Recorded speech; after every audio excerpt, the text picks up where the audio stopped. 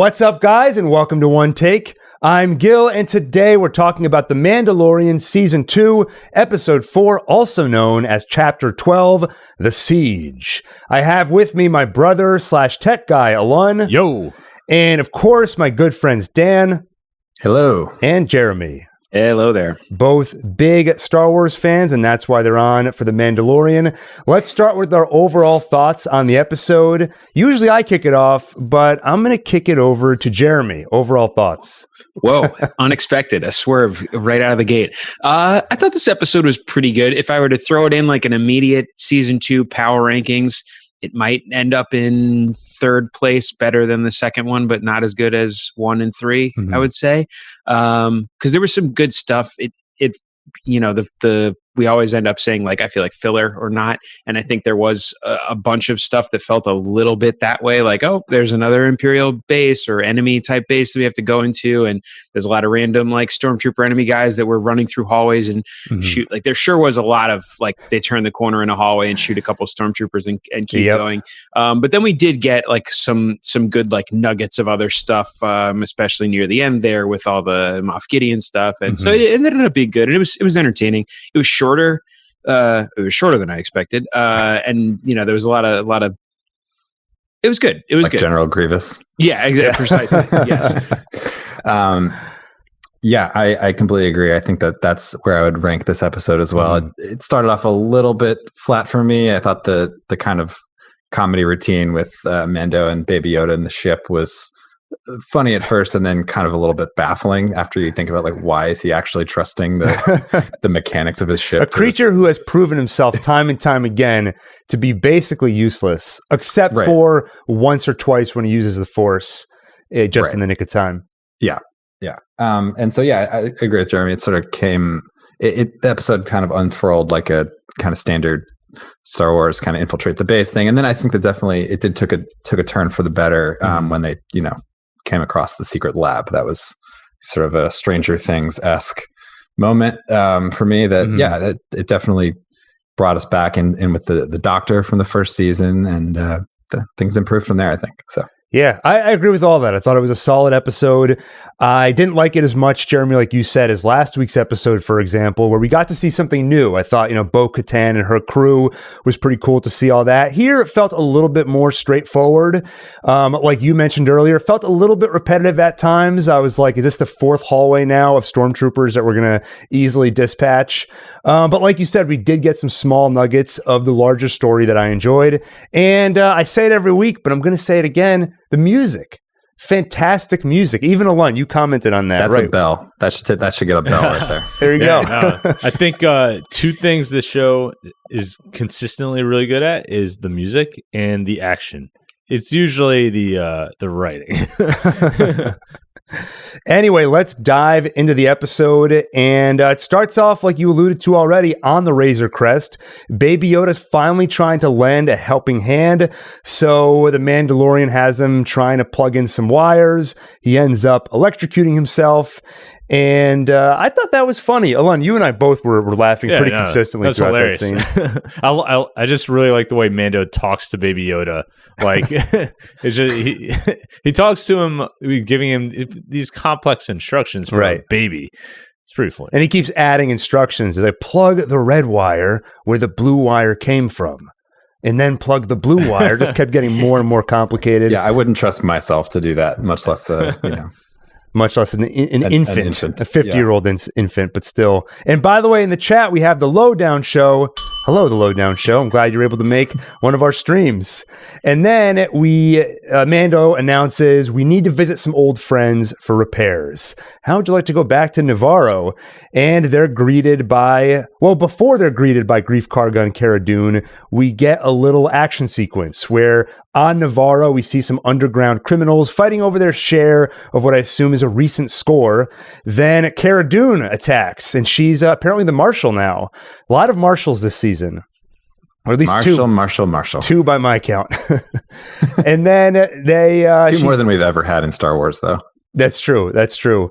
Anyway, she takes them all out pretty easily. bonds briefly with what looked kind of like an alien prairie dog. And I thought that was solid action there. It was kind of a scene totally disconnected from the rest of the episode, right? It didn't really pay off besides just being a reintroduction to Cara Dune and kind of her new role as the Marshal. Is that right? Yeah. I think it was sort of to remind us where Navarro is, to get us back under the, in the sewers and see that the sort of former Mandalorian covert, I believe, covert location. And that's her character intro from the first season was a badass action sequence. So that's right. And by the way, I think we got our first almost removal of the Mandalorian's helmet, right? When he went to take a sip of whatever he was drinking on the ship before they landed. It's a real tease. Yeah, that's he did right. it twice. Like he takes the sip, and then you're like, they're not going to do it. And then he takes another sip, and you're like, this is it again. Was that Pedro Pascal's chin, or was that somebody else? Could not have been. No way. I know that chin. I know that chin anywhere. Well, we almost saw him eat last season too when he was in the village in episode 4, but sort of cut away when he took off the helmet and it was like at the back of his head. I think it's fun. I think people keep trying to trick him into taking off his mask because everyone just keeps saying, "Can I get you a drink?" They're just trying to trick him. Yeah. And by the way, the Lowdown Show asks, Jeremy, I'm going to throw this question over to you. Is the child, that's Baby Yoda, if you remember Jeremy, is the child going to talk soon? I'm going to say no. All right. I'm going to say they're going to keep that, maybe a grunt or something that sounds like something, but I don't think we're going to get any words or anything like that. I mean, I kind of think they're building up to something though. He keeps making more and more noises, and like I think it would be probably a step too far if he started talking in Yoda-ese. Like if his first words were like "my guardian, you are," something like that. I don't think they'll go quite that far, but I don't know. I think they are building up to something now. He has been a lot more vocal, I feel like, especially this episode. A lot of coos and other baby noises. Anyway, the Razor Crest lands on Navarro. Cara Dune and a now bearded Greef Karga are there to greet him. And finally, it sounds like Mandalorian is going to get his ship fully repaired. Greef asks his men, "Fellas, let's fix this man's ship. I want it as good as new." But one of the mechanics looks kind of suspicious, right? I think as they're leaving, which pays off later. I don't want to. Wait, you mean the classic look to camera? Exactly. Yeah. So that'll pay off later. Mm-hmm. And basically, the Marshal, Cara Dune, according to Greef, has cleaned up the town. Things are going well. Greef brings Mando inside, and we see a little school where a C-3PO-looking droid is teaching the children. They leave Baby Yoda in the classroom in their care. And Mandalorian doesn't want to leave the kid. Alon, we talked about this before we went live. Cara tries to assure him he'll be fine here. You have my word. Mando says, "Where he goes, I go." Which is funny because he always says that and then he always leaves him alone. Right. I think every episode this season so far, he's left Baby Yoda in someone else's care. Left him somewhere. Yeah. Yeah. And then we get Baby Yoda in a classroom and he eyes these cookies that a kid next to him has. Kid says Some no. Good product placement for the blue macarons of the of the Star Wars universe. Macaroons, right? Alon, you call it. No, that's like the Passover thing. Wait, so what are these? You called them macrons before earlier. Like the French guy. That's the French president. Yeah. So it's in between the French president and the Passover snack. Well, Baby Yoda uses the Force. I think our first real use of the Force this season, besides maybe some hints or teases here and there, he grabs the cookies and starts chomping on them. So what did we think of this scene, Jeremy? I mean, it was fine. It was a little early for me for like back-to-back, meme-worthy Baby Yoda scenes in the first 5 minutes of the show. But no, it was good. It was just fine. I was like, good, more Star Wars.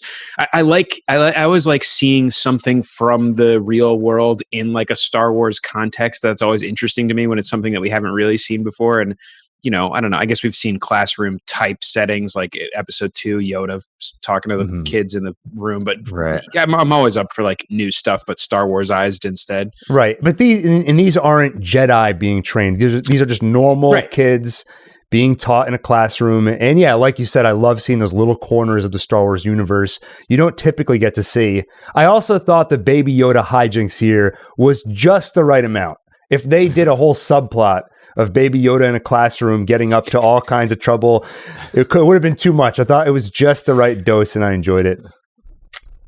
But the only question I have, I agree with Jeremy. I like the world building here and seeing this new kind of scene that we, the kind of thing that we only have time for in a TV series.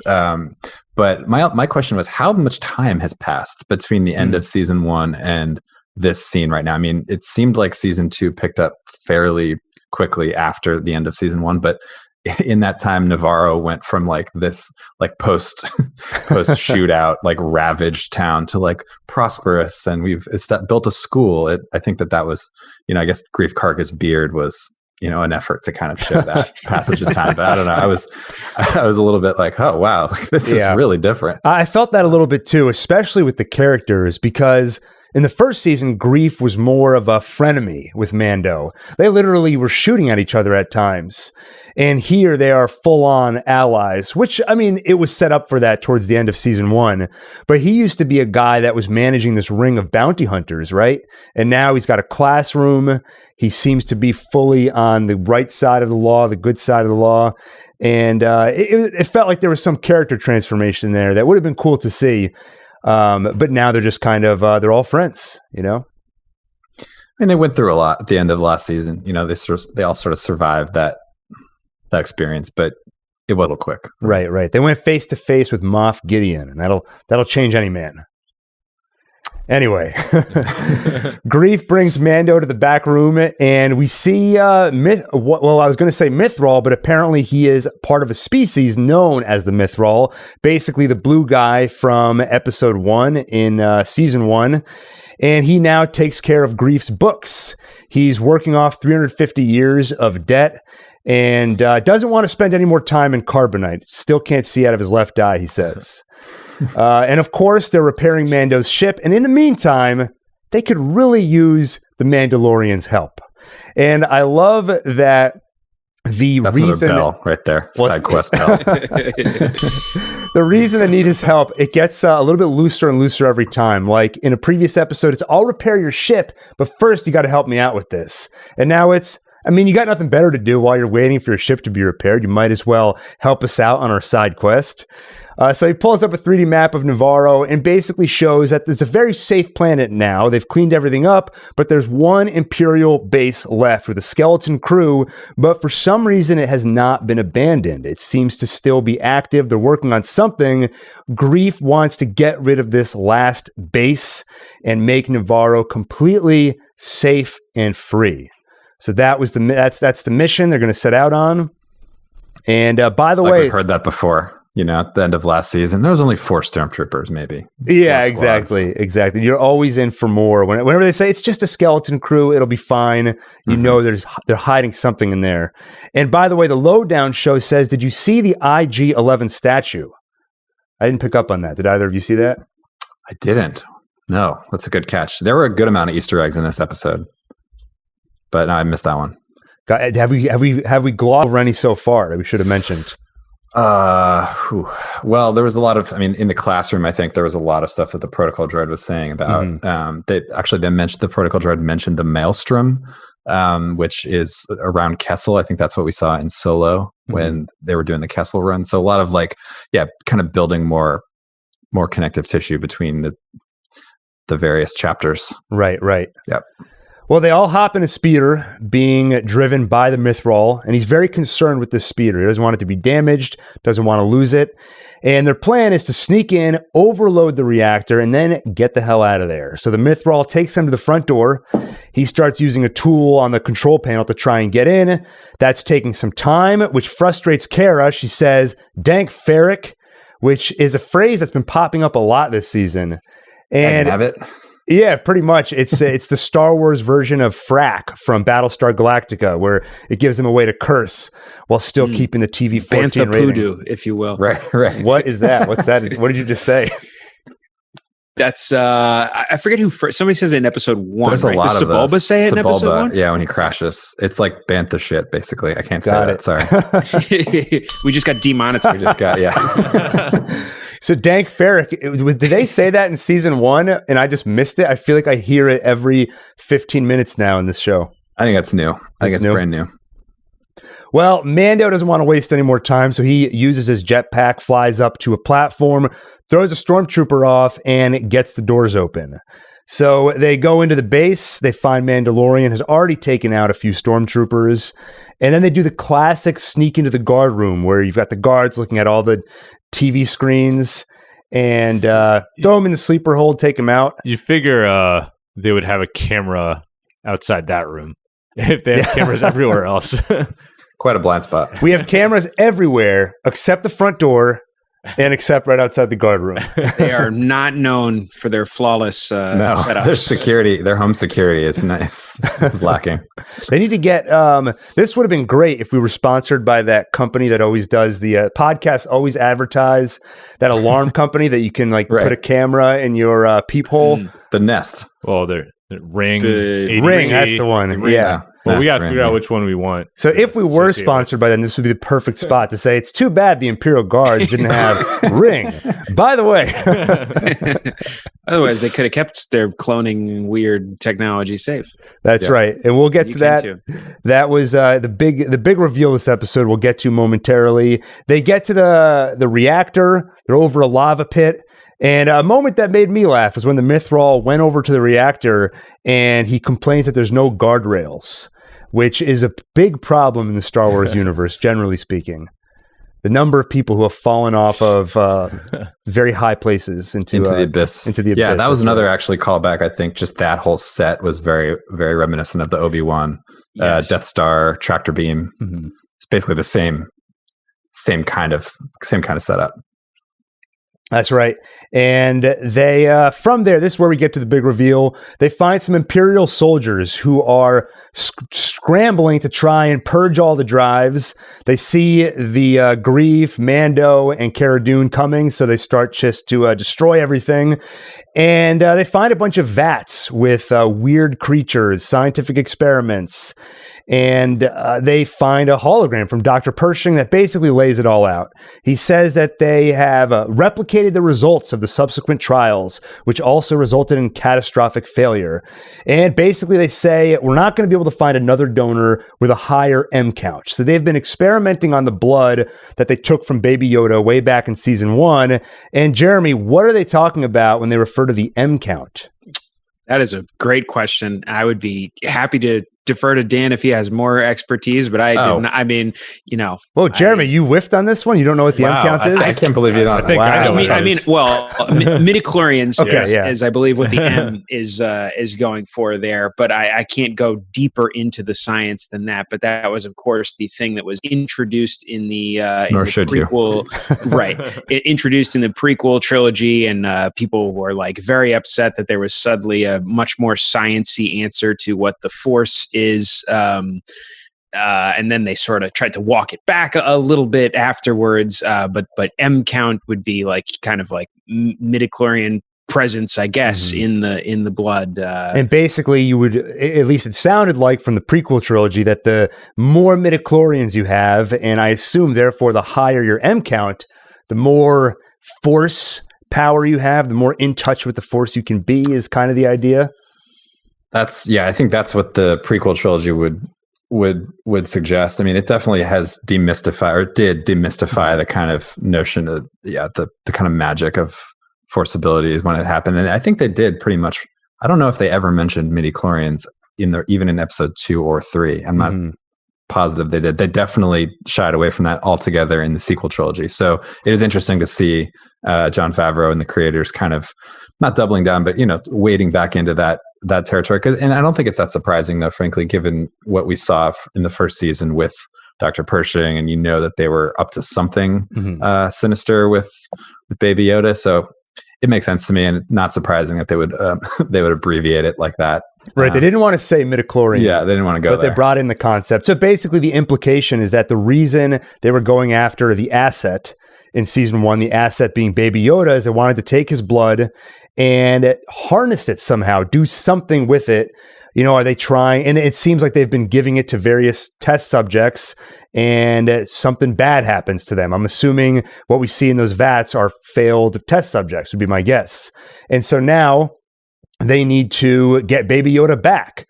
Mandalorian says it's impossible. Moff Gideon is dead because this hologram of Dr. Pershing was basically a message from Moff Gideon. The Mythrol reports that no, this recording was done 3 days ago. So important pieces of information here. Moff Gideon is not dead, which we knew, so we were a step ahead of Mando there. And they want to get Baby Yoda back. Like everyone's sort of a step ahead of Mando at this point, unfortunately for him. Kind of true. By the way, did anybody else think when I saw those vats, the first thing I thought of was, and I guess spoilers for Rise of Skywalker. If you're watching this live stream and you haven't seen Rise of Skywalker, I would be well, I don't know what to say. Jeremy's like, I haven't seen it. Don't spoil anything. Yeah. But when you see the vats in Rise of Skywalker of, I don't even remember his name, the main villain from Snoke, that's right. You see vats of like little Snoke clones. And it made me wonder, and I guess this is as good a time as any to talk about it. This plot we're seeing where they're trying to harness the Force and do something with it, do you think this is going to potentially tie in to explaining how Palpatine was resurrected, how Snoke was created and all that? Or do you think this is going to take us in a direction into something we totally disconnected from the film canon? I don't think it's going to be directly tying into them trying to clone or resurrect Palpatine to get to the point where we see him in Episode 9. I think it's suggesting, the timeline is such that that's still. I think this story is still good. I think 25 years in the chronology before the sequel trilogy. So I think it's, to me, it's more meant to suggest that the remnant of the Empire, Moff Gideon, the kind of fledgling First Order, is experimenting with this kind of technology and trying to harness what little, trying to find any remaining Force users they can to see what they can put together. I think that the last shot with Moff Gideon and the army, the army in waiting, is sort of more suggestive of where probably his plan lies. But I think it's sort of more suggestive than anything about leading to the technology that brought Palpatine back, or whatever that was, the unnatural dark side. That's right. It's all just part of the same theme of those the types of experiments that the Empire is up to. Anyway, some stormtroopers show up. They take them out, of course. And then they split up. The Mandalorian is going to jetpack back home, get the kid, get the child, and the others are going to fight their way out, get in the speeder, and basically meet up back in town. The Mandalorian flies out. He, of course, knocks a stormtrooper into the lava pit. That's like Chekhov's lava pit. Somebody's going into that lava pit at some point. Very good. Yeah. The others return to the surface. And the Mythrol, he's ready to give up hope. He says, we're trapped. They're kind of pinned down by some stormtroopers. Kara says, is that so?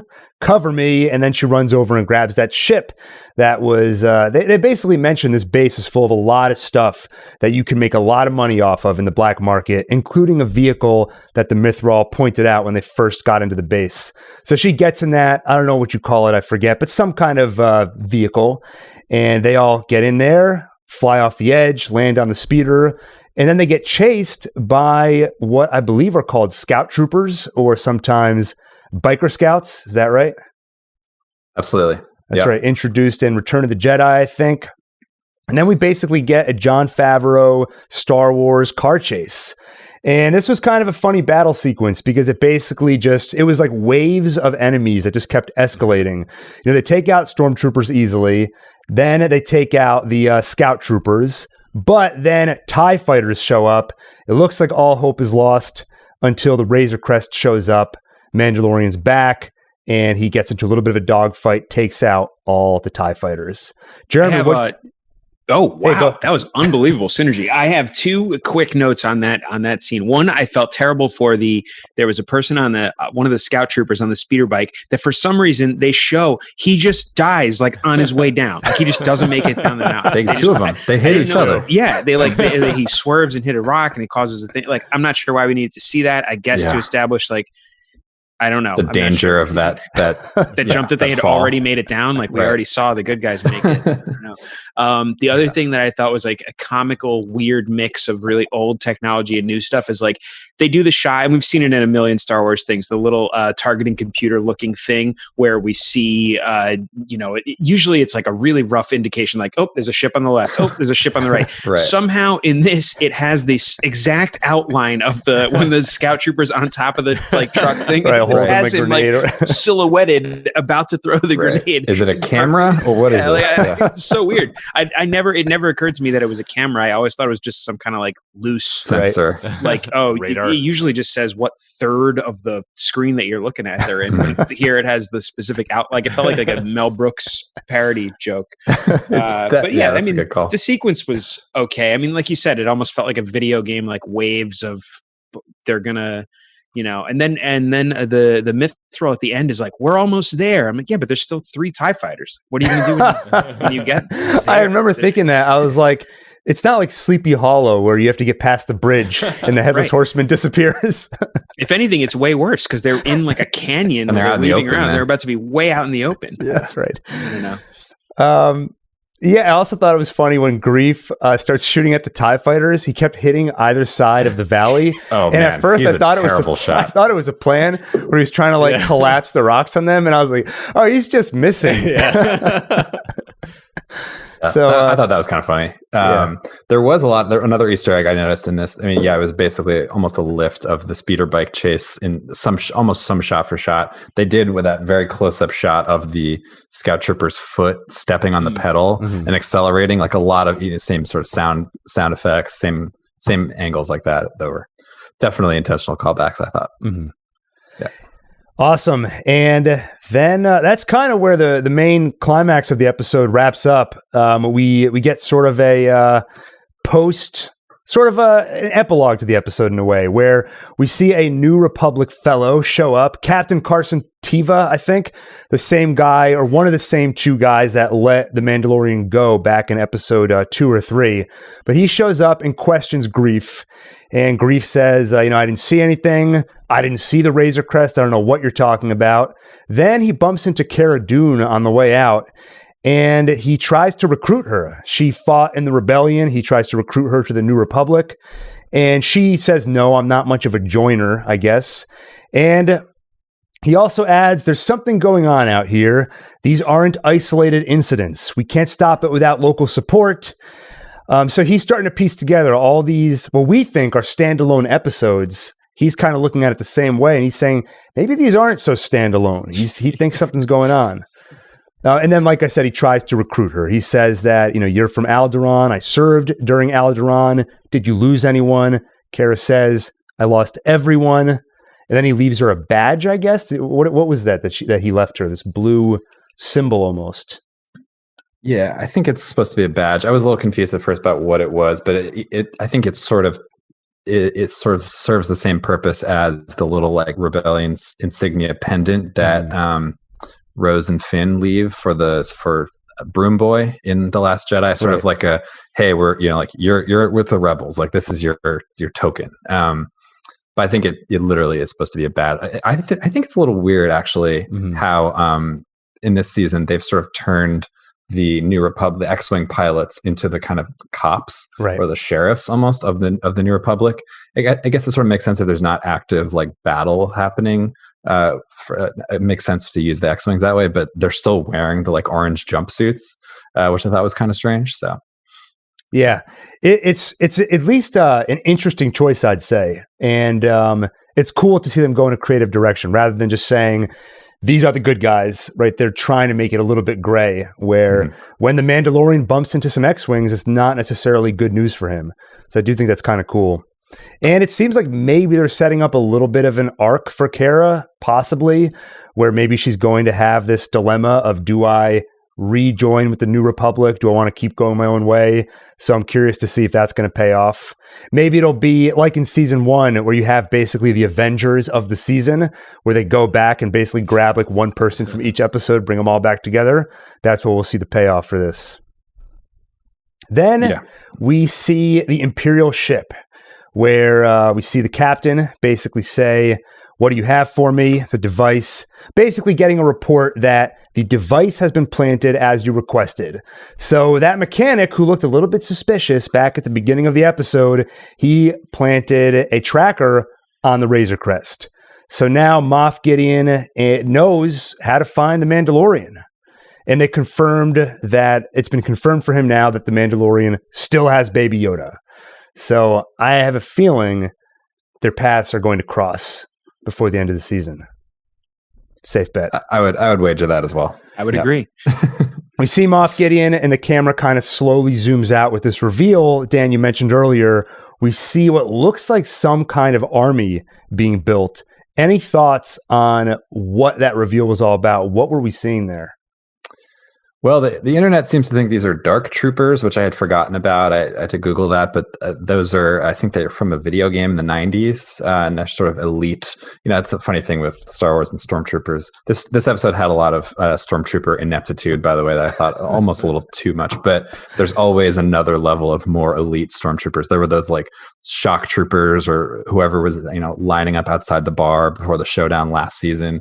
And so now they're teasing an even, bigger, badder squad that Moff Gideon is maybe genetically engineering. Maybe that's what, I think that's probably what is happening here. So, definitely interesting. I think it's better than an army of Snokes. Yeah. At this point. So I did read that at least in certain iterations of the Dark Troopers, they've been shown to have some kind of force abilities. Like they've been shown to either be droids, sometimes they've been shown to be exoskeletons that give the user some force powers. So maybe that's what's going on here, that he's trying to extract midichlorians and use them to create this army of Dark Troopers. And by the way, Lowdown Show back to remind us that this episode was Carl Weathers' directing debut. And at least from a directing standpoint, I thought he did a solid job. Yeah, absolutely. I like when series do this, where they reward a co-star or guest star with the directing gig, and I thought he did a good job. Absolutely. Yeah, I thought it was solid. And if these are Dark Troopers, that could be cool setup for a good battle in one of the final episodes. If you get Bo-Katan, Ahsoka Tano, Mando versus Moff Gideon and the Dark Troopers, could also be a great chance for Baby Yoda to show off some of his force abilities rather than just using it to eat cookies. So could be a cool setup. It could be a cool setup. I will say, I'll be slightly cynical for a moment. I hope that they do something slightly different than like, maybe it's just because I like Giancarlo Esposito that I don't want him to see him for like 20 seconds at the end of every episode and then 5 minutes at the end of the final episode for the rest of the seasons of this show. Yeah. I agree. Like, and it's, I love Star Wars and I'm having fun in each of the episodes, watching them and seeing all the different parts of the world. But I hope we get something, maybe a little bit more bigger picture. Maybe we get like 2 episodes at the end's worth of stuff, because it felt like such a rush. Like last season we finally got, and you're like, oh man, all these things are finally going to happen. Kind of not really. And right. So I hope we see a little bit more, but again, that could just be me wanting to see more of Giancarlo Esposito. Yeah, no, it is a little bit, he is such a great actor. And to your point, so far, he's so in the background, which was a little bit disappointing because he was introduced at the end of season 1, and then it was suddenly pump the brakes, put him back in the background. He's kind of Thanos now, where you had all these movies leading up to the Avengers with these little teases. And it would be great to see more of him. I mean, hopefully we're done with the teasing and now he'll start to have more of a presence in the second half of the season. But I would like to see the veil of secrecy be lifted. I feel like Star Wars does this almost as a default with their villains, where it's like we see them in hologram form and only very sporadically. And yeah, like Jeremy was saying, we get only these momentary glimpses. I would love to see a 5-minute dialogue scene or interrogation, tense exchange between him and Mando or somebody, kind of really sink his teeth into. Yeah, no, exactly. Yeah. And Ninja in the chat says Mandalorian, the Fetch Quest series. So alluding to the fact that, yes, every episode is sort of a mission, and it's all divergences on his way to his ultimate destination. But we've accepted that, and I think it's you could still enjoy each episode as its own standalone kind of story. I guess with that, any other thoughts on the episode we didn't already mention? I'm going to start with you, Alon. Well, I agree with Ninja here, where if they ever made a Mandalorian video game, they don't have to do too much with the story. They could literally just completely duplicate it and it would work. But I love video games, so I like the show, even though I do wish things felt a little more connected. Jeremy, any final thoughts on the episode? One quick thing that I had noted and forgot to mention, I did think it was funny, kind of, and almost a little bit annoying. I think this only happened twice, but it felt like it happened a million times. Mm-hmm. They try to get Mithril to do something, and he says no, and then Carl Weathers says, well, how about if I knock another 10 years off your sentence? Like, it might have only happened twice, but it felt like it happened a lot of times in such a short amount of time, which is sometimes how I feel about this show. It's really weird. I also thought, talking about our time dilation stuff going on in the show, the same way that I felt at the end of episode 2, oh man, this is crazy. His ship is so wrecked. How are they possibly going to get it back in time? In this time, it started so wrecked, and they were done by the time he would, they were gone for, I don't know, how long could they have been gone for? A couple hours, and the 32 minutes episode. A disaster, and then it was totally fine by the time they get back. Yeah. And they even had time to put the tracker on. I guess the Moncal mechanics just weren't up to the job. Yeah, I guess not. I mean, that guy looked so upset when they first got there. Yeah. What about you, Dan? Any other thoughts on the episode? Just going back to the Cara Dune ending, I did actually really like that they brought us back to the Alderaan storyline, the subplot with her. I thought that was a nice touch. I really liked, and I think that kind of got lost in the season finale, the reveal that she's from there. And so I think that is obviously an important aspect of her character, and I hope they kind of go more into that even.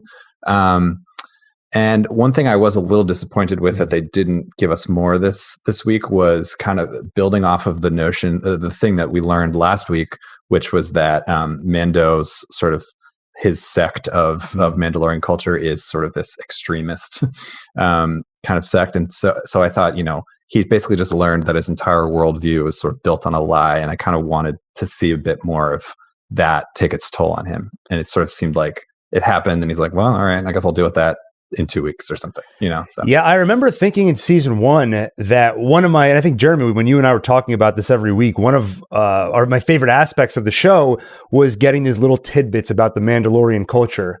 And last episode definitely brought some of that back, and in an even more interesting way, because like you said, Dan, you get that little twist of he's looked at as sort of an extremist, and I thought that was pretty cool.